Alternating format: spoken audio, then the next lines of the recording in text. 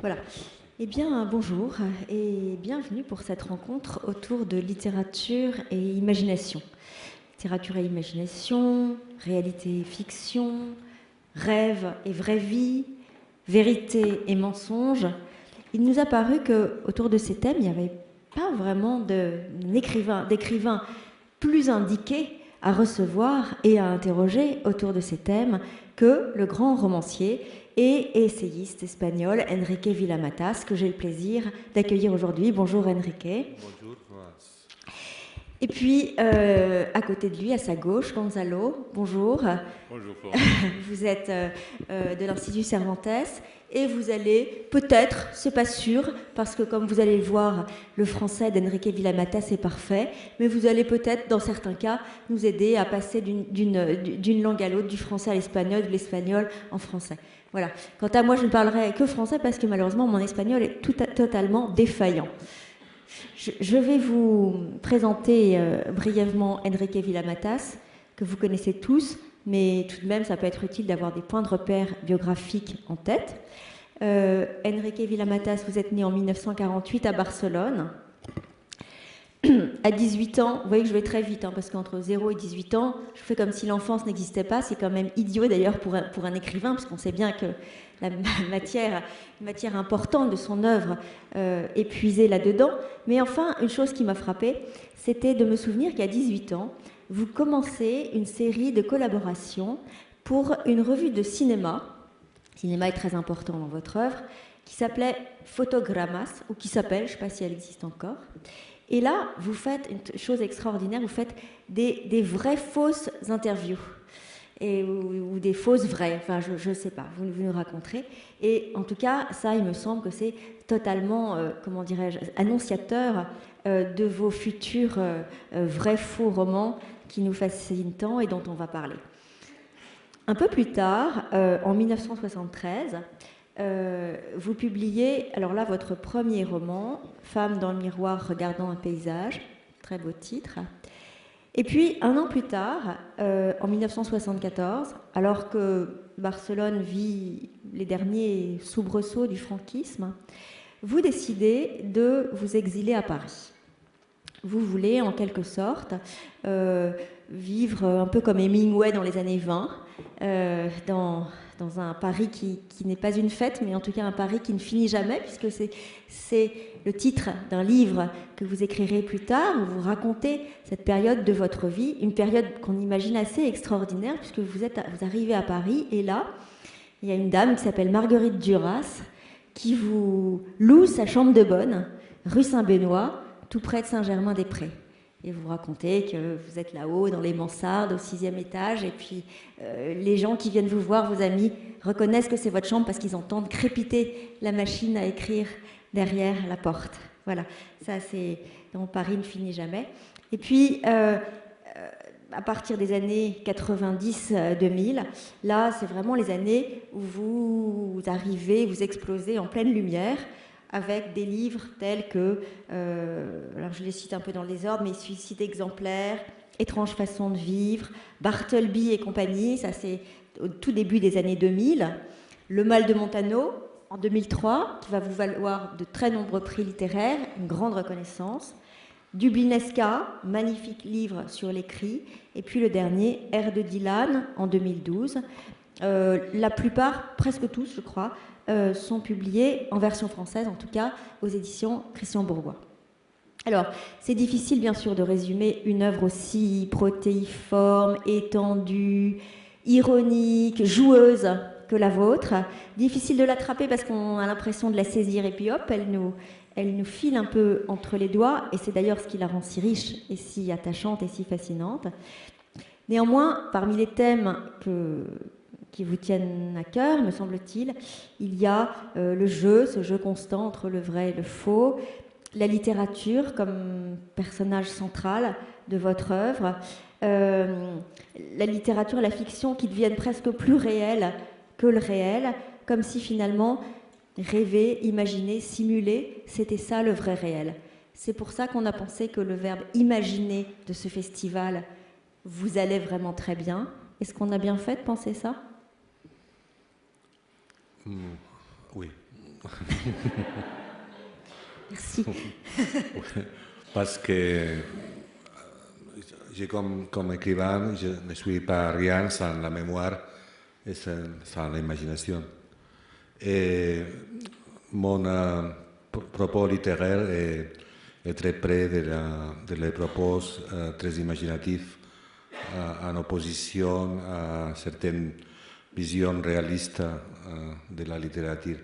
C'est une proposition un peu osée qui va plus loin de le réalisme littéraire. Je considère que copier la réalité ou dire ce qu'il y a dans la réalité littéralement, ce n'est pas intéressant parce que je ne crois pas en ce que nous dit la réalité. Je pense que la réalité, c'est ce que j'ai dit d'elle. La réalité, c'est une forme de mensonge? Mensonge, à qui c'est que...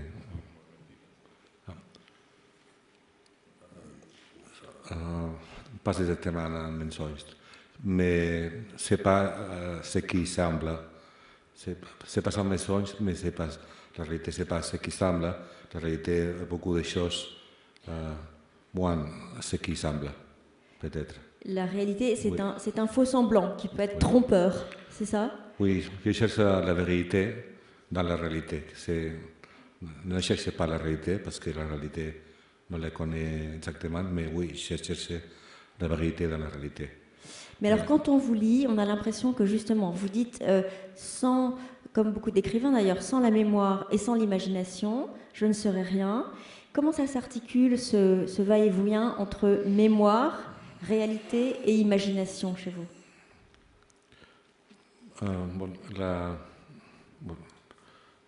L'imagination, réalité et Mémoire, mémoire. réalité, imagination.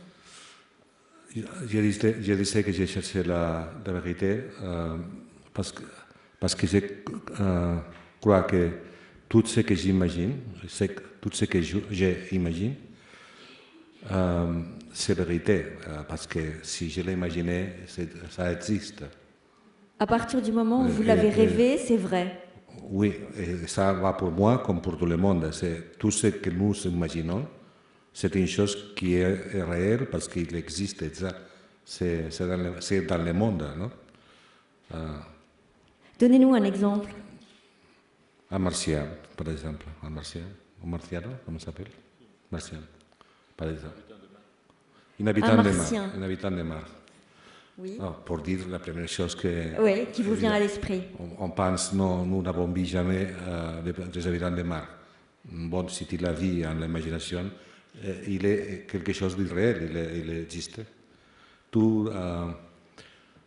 J'imagine un village, tout le monde dort et tout le monde rêve. Tout le monde rêve dans ce village. Tout ce qui rêve dans le village existe, il est là. C'est la même force que la vie quotidienne pendant les jours. Non? C'est un peu ce que je veux dire, ce qu'imaginons, soit qui soit, c'est ce que c'est, non? Ce qui soit, c'est quelque chose qui est dans le monde, exactement. Ça a la même force, si je vous comprends bien, vous dites il suffit de rêver que les Martiens existent, il suffit de les mettre en scène dans des livres, dans des films, etc. Ils sont là, ils sont présents, ils ont presque la même force que les terriens. Mais qu'est-ce que ça apporte à la réalité de savoir que les Martiens sont virtuellement, possiblement là? Vous voyez ce que je veux dire?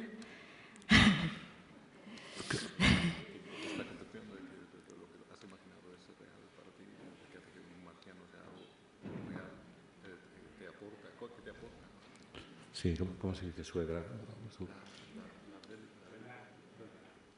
Belben? Belben. Une fois, j'allais à Puerto Rico. Je suis invité à Puerto Rico. J'arrive à Puerto Rico avec l'Université espagnole de Puerto Rico. Tous les professeurs de l'Université de Puerto Rico, on m'a parlé de qu'ils sont en vie des Martiens. Puerto Rico est un endroit avec beaucoup ¿cómo se llaman los satélites que extraterrestres. Bon, il y a satellites. des apparitions, beaucoup de ovnis.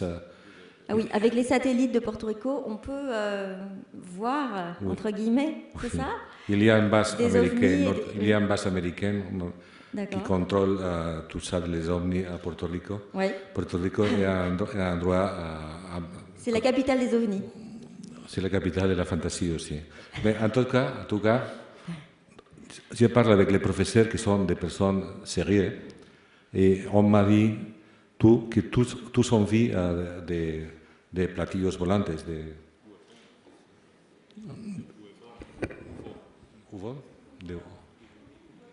Les soucoupes volantes?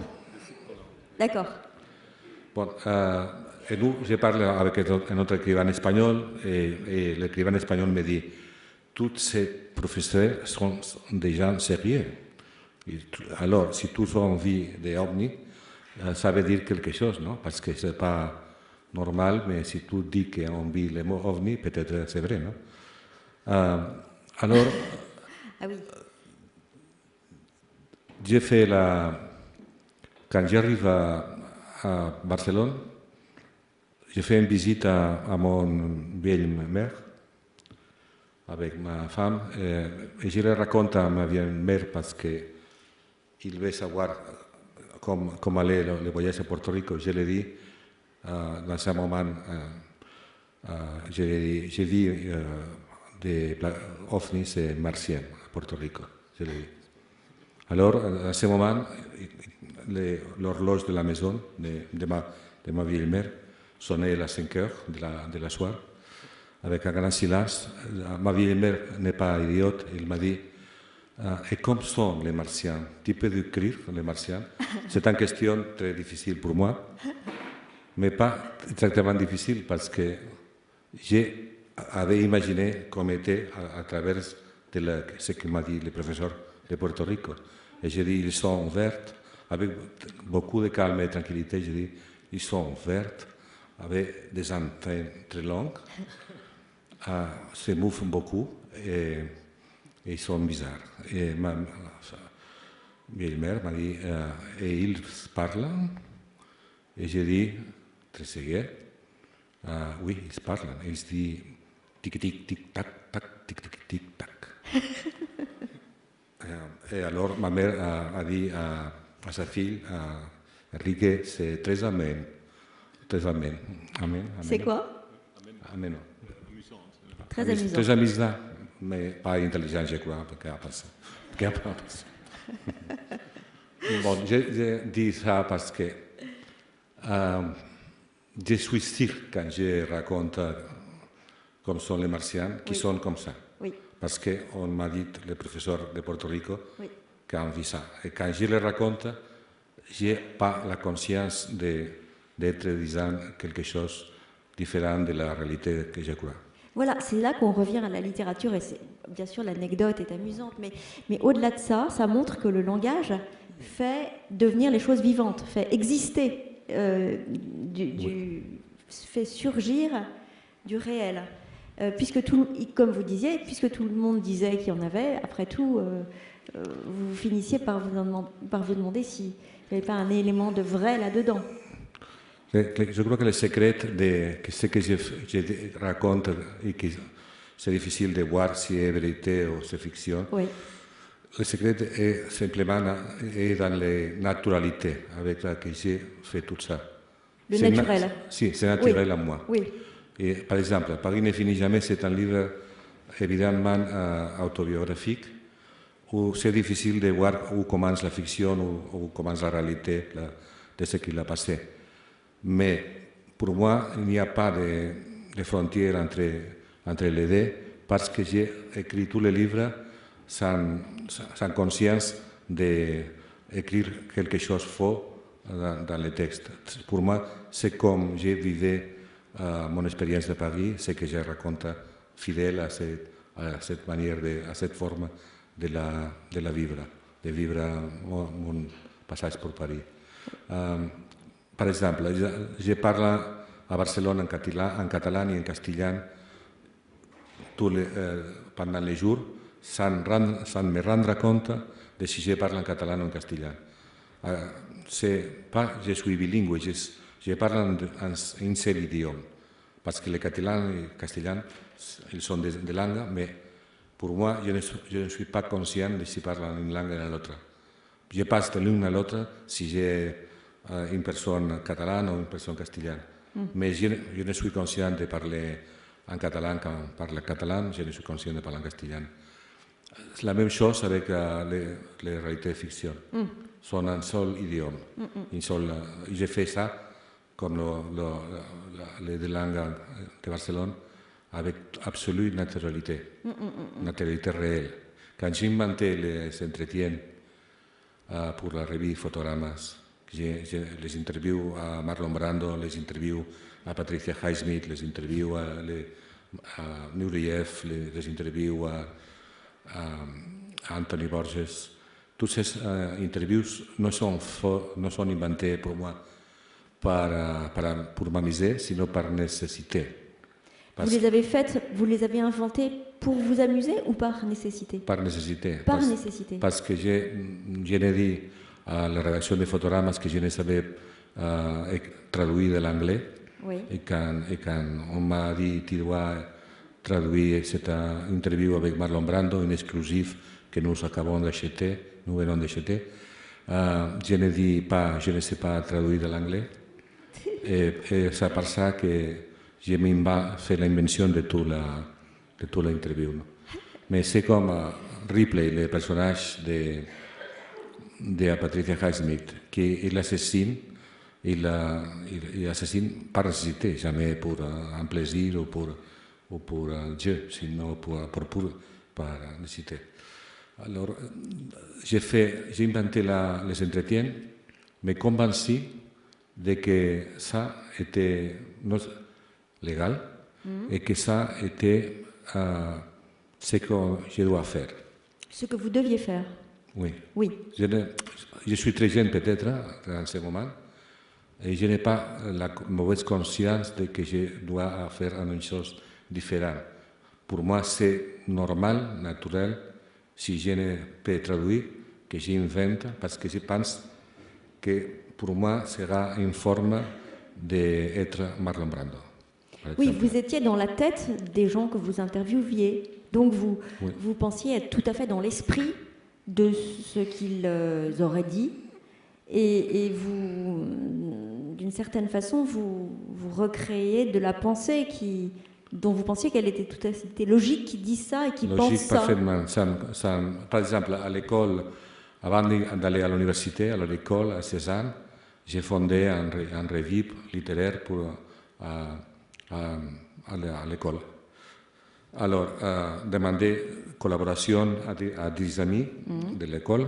Et tout m'a donné un article.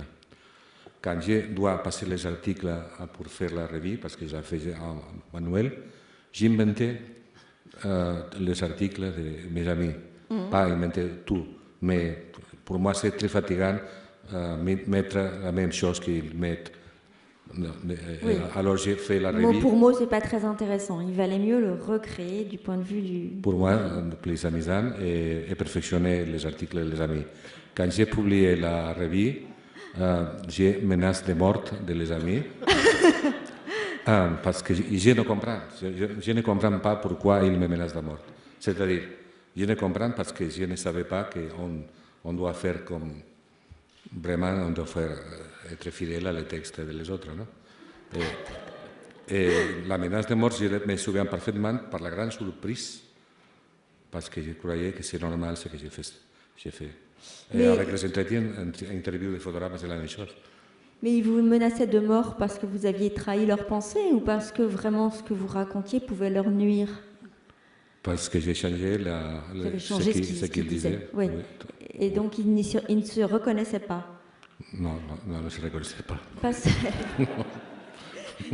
Non, je pose cette question parce que ce que vous racontez, et je trouve très intéressant, parce que sous couvert de nous faire rire, ça touche quelque chose de très important, qui est, est-ce que quelquefois, en inventant un mensonge ou en recréant un bout de réalité qui est perdu, on n'approche pas le vrai, la vérité, de façon plus juste que quand on... Je vais vous donner un exemple. Voilà. En vous écoutant, je pensais à un exemple personnel. Quand j'étais journaliste débutante, j'enregistrais tout et après je passais des heures à décrypter, puis je mettais vraiment les mots.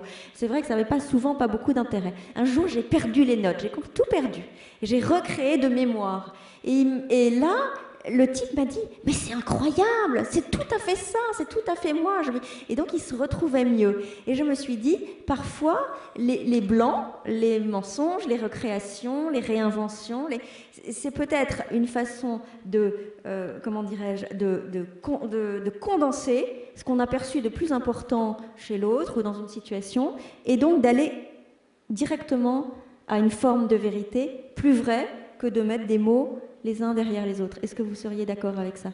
Oui, complètement. Ce que je voulais dire au commencement, oui, c'est ça. Non, pardon, voilà, je suis un peu lente. Non, mais c'est la même chose quand j'ai parlé de chercher pas la réalité, sinon la vérité, non? C'est ça. C'est exactement de chercher la vérité. Ici, c'est que nous parlons aujourd'hui. Oui. Ici, le public a une impression de ce qu'il passe. Si chacune personne du public écrit ce qu'il a passé, il y aura beaucoup de versions différentes. Oui. Et nous penserons, c'est bizarre, cette impression qu'il y a cette personne de ce que nous parlons, nous avons parlé. Mais c'est la vérité parce qu'on vit les choses d'une manière singulière, non? Oui, sauf que vous nous expliquez aussi très bien dans vos livres qu'il n'y a pas de vérité, puisque la vérité de X, Y ou Z, ou la vôtre, ou la mienne, elles seront toutes différentes, mais il n'y en a pas une qui... Il y a la vérité partielle, évidemment. Non? C'est la vérité. Mais la combinaison de les vérités partielles compose une vérité, que c'est l'œuvre d'un écrivain. C'est des vérités partielles. La compilation des vérités partielles... Il compose une vérité, oui. Compose une plus grande réalité, c'est ça? Sí, las verdades parciales componen una obra. La composition de vérité partielle forme. L'œuvre. D'accord. Si. Oui, d'accord, je comprends. Mais en même temps, c'est plus compliqué que ça, parce que vous aimez bien brouiller les pistes et puis après les rebrouiller encore, ce qui fait qu'on est complètement embrouillé à la fin.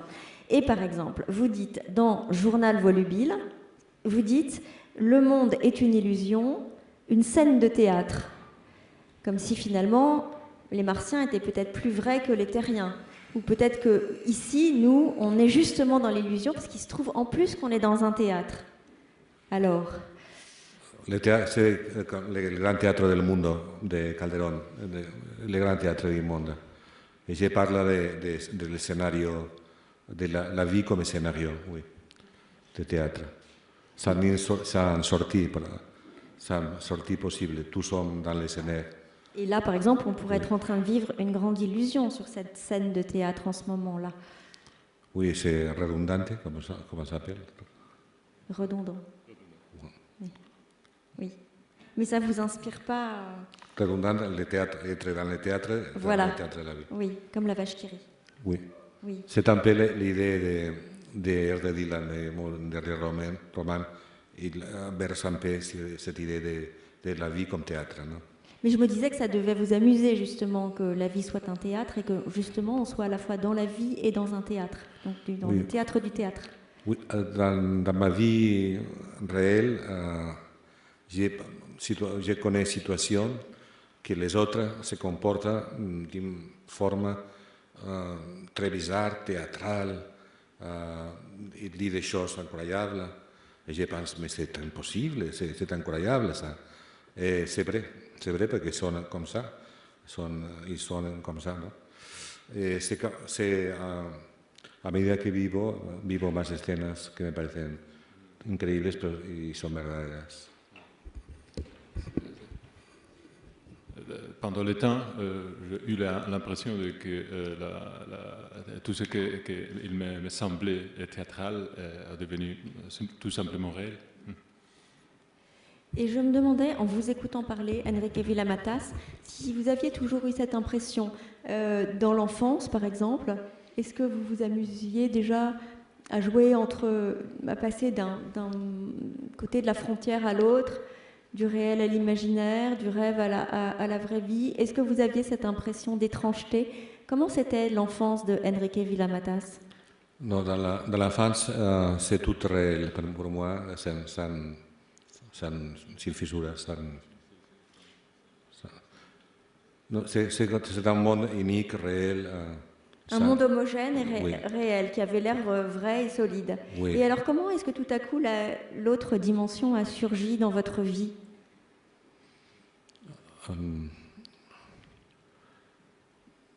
Peut-être le cinéma. C'est l'entrée du cinéma quand j'ai, par exemple, 4 ans. J'ai vu le premier film avec des Cheyennes, avec Far West avec Cheyenne, et j'ai vu les Cheyennes qui étaient très différents de mes familles.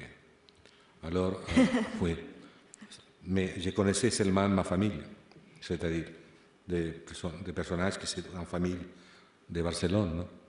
Et j'ai vu Cheyenne, alors j'ai vu qu'il y avait des autres personnages, des autres individus.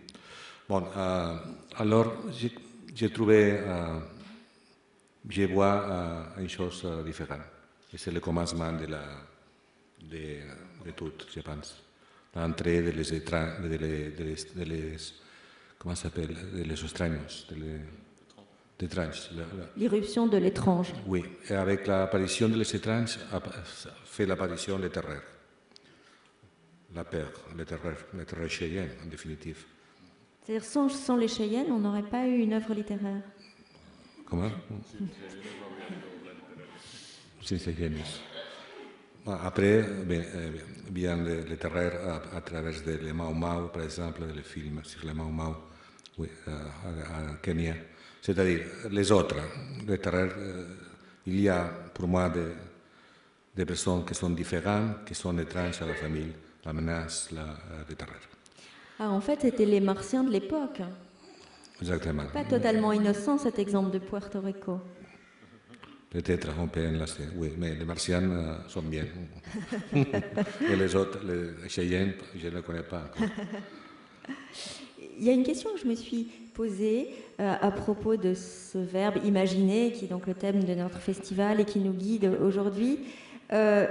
Imaginer, je vais essayer de dire ça de façon assez simple, normalement c'est partir de quelque chose qui n'existe pas, enfin, ou dont on pense qu'il n'existe pas, bon voilà, les Martiens par exemple, et puis on les fait advenir par le langage, par la puissance de la pensée, etc. Et vous, souvent, vous faites l'inverse, c'est-à-dire que vous partez de choses qui existent et vous adorez les faire disparaître. La disparition, c'est quelque chose d'important dans votre œuvre. Est-ce que vous pouvez nous en parler ? Le fait d'apparaître et disparaître, c'est un peu la vie, non? Nous apparaissons et après disparaissons. Alors, mais vous êtes quand même très intéressé par la disparition. Comme une préparation pour la muerte, pour la desaparition, une grande disparition que es la muerte. Una preparación por la mort aussi, parce que alors pour s'acostumbrarse, pour s'habituer à l'idée de la mort, on travaille avec l'idée de la disparition pour s'habituer un peu lentement à ça. Alors l'idée de la disparition est surtout mon livre de le docteur Pasavento. Le docteur Pasavento travaille sur la disparition à partir d'une phrase de Maurice Blanchot. Cette phrase de Maurice Blanchot, où va la littérature, Blanchot dit à son disparition, même, parce que c'est au fond le destin définitif de tout, le destin définitif de la littérature. Et à Dr. Pasavento, je travaille sur cette idée de disparition. J'aime beaucoup disparaître, mais en même temps, j'aime beaucoup apparaître, les deux choses. Quand j'ai été disparu et j'ai apparaître, pour moi c'est fantastique, c'est rencontrer le monde. Mais quand je rencontre le monde, je vais disparaître. C'est un jeu quotidien, comme le même jeu qu'il y a pour le matin. Je suis très optimiste. Le matin, je suis très content, je suis très heureux. Le soir, j'entre dans sa mélancolie. 7h, 8h de la nuit, j'entre dans un moment critique avec d'obsession, toujours avec la même chose. Quelle chose? Euh, D'accord, vous n'êtes pas obligé de répondre. Bon, sont d'obsession avec problèmes de mon profession, de mon travail, problèmes de notre travail. À le matin, je retourne à la bonne heure, le matin au soleil, ou la pluie, mais c'est tout fantastique. À la soir, retourne l'air fatidique. Alors c'est aussi l'apparition, disparition. Oui. Et je ne vois pas intéressant seulement être avec la bonne heure, seulement être avec la mélancolie. Je crois que c'est bon les deux choses. La tension entre les deux. Et dans le livre de Dylan, je parle d'une phrase de Scott Fitzgerald que j'aime beaucoup, qui dit cuando oscurece siempre necesitamos a alguien. Quand arrive le soir, quand tombe la nuit, tout a besoin de quelqu'un. Quand tombe la nuit, nous avons besoin de quelqu'un. Oui. On a besoin de quelqu'un. Ça, c'est dans Air de Dylan. Oui, que c'est une phrase qui écrit Scott Fitzgerald dans un film américain. C'est une phrase de Scott Fitzgerald, peut-être. Encore une fois, dans le livre, on n'est pas sûr. Oui. Il y a un doute. Oui, peut-être. Je crois que c'est une phrase de Mankiewicz, le producteur. Mais c'est une phrase que, à le soir à Barcelone, quand on tombe la nuit, je me souviens, pas chaque jour, mais je me souviens parfois. Ça démontre que la fiction entre parfaitement dans la réalité. Et nous sommes comme la fiction dans la réalité. Mais quand vient la nuit, on a besoin de quelqu'un. Ça pourrait être aussi métaphorique, ça pourrait vouloir dire quand vient, oui, l'aspect le plus sombre de la vie, on a besoin de réconfort, notamment à travers la littérature. Est-ce que écrire, c'est aussi une arme pour se battre contre la mélancolie?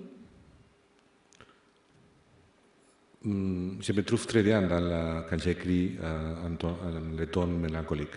Je me trouve paradoxalement heureux, feliz. Non? Je me trouve très bien. C'est pour moi le ton, parce qu'au fond, je viens du romanticisme. Je crois que... Vous venez du romanticisme. Du romantisme? Romantisme. Du romantisme. Je crois que je suis le dernier romantique littéraire.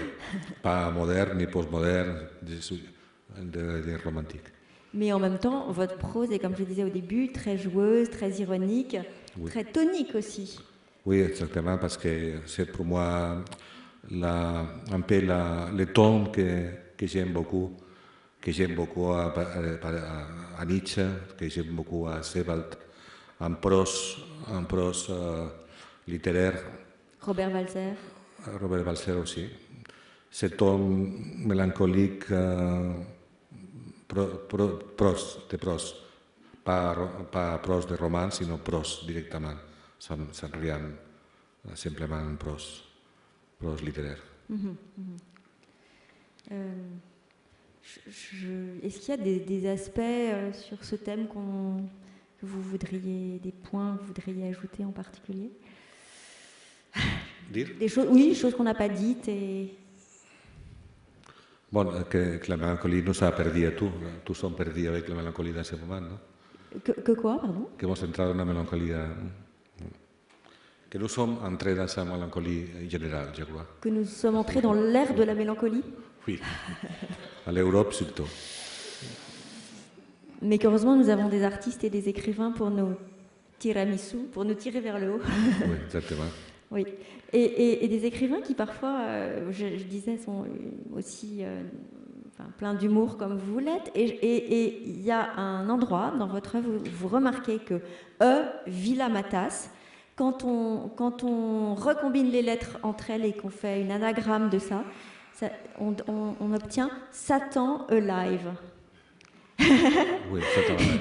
Et je voyais bien que ça vous amusait beaucoup de souligner ça, de vous souligner la petite dimension satanique qu'il pourrait y avoir chez Villa-Matas et dans son œuvre.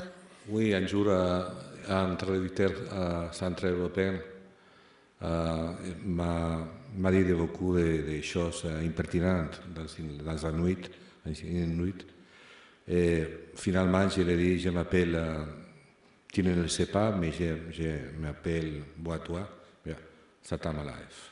Alors, il voit que je m'appelle Satan Alive et a sorti en courant et a fini la nuit. Parce que je veux dire que ça, une chose très bonne pour moi, c'est si c'est nécessaire le dire pour éviter les ennemis. Ou pour fondre les ennemis. Oui, si vous voyez que ça tourne mal, vous leur dites attention, je m'appelle Satan en chair et en os. Je suis Satan en chair et en os. Oui, et il fuit. Très et bien. j'ai fait un conte sur ça. Le livre Suicide exemplaire, j'ai raconté une histoire avec Satan Alive. J'ai imaginé une île où toutes les personnes, tous les habitants parlent à l'inverse. Il dit tout à l'inverse. Et il arrive à un naufrage. À l'inverse, c'est-à-dire en verlan, de droite à gauche, ou c'est ça? Oui, de droite à gauche, parlent tout de droite à gauche. C'est une île qui s'appelle Babakua, tout le monde parle à l'inverse. Un naufrage arrive là, et ça s'appelle Satan Alive, et toute l'île tombe inquiétée, non? Avec l'arrivée de l'étranger qui s'appelle Satan Alive. Vous voyez qu'on a beau être rentré dans l'ère de la mélancolie, l'aspect humoristique et faussement satanique d'Enrique Villa-Matas est quand même là pour nous redonner le moral. Hein. Alors voilà, je vois que l'heure de notre... Oui, parce que nous sommes à le matin, c'est pour ça que... Ah oui, heureusement qu'on ne s'est pas rencontrés ce soir vers 7-8 heures, parce que là, la rencontre aurait été totalement différente. Mais encore une fois, quelle aurait été la rencontre, la vraie rencontre et la rencontre de fiction? Oui, c'était à 8 heures. Ouais. Et un ami italien, un ami de Malaga, des amis, qui à 7 heures, ils vivent la même expérience. On découvert qu'ils vivent la même expérience à 8 heures. Et à 8 heures, on envoie des mails disant... Ça va? Ça va parce que je suis à l'heure fatidique. Alors c'est un mode qui commence d'être à 8 heures inquiété. Bon, je ne sais pas si c'est une invitation à ce qu'on vous appelle à 8 heures ce soir pour vérifier que tout va bien.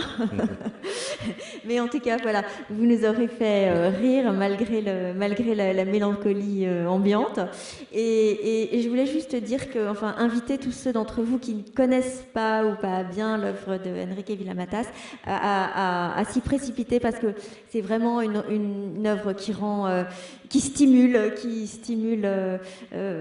intellectuellement, mais pas seulement. On en sort grandi, on en sort mieux.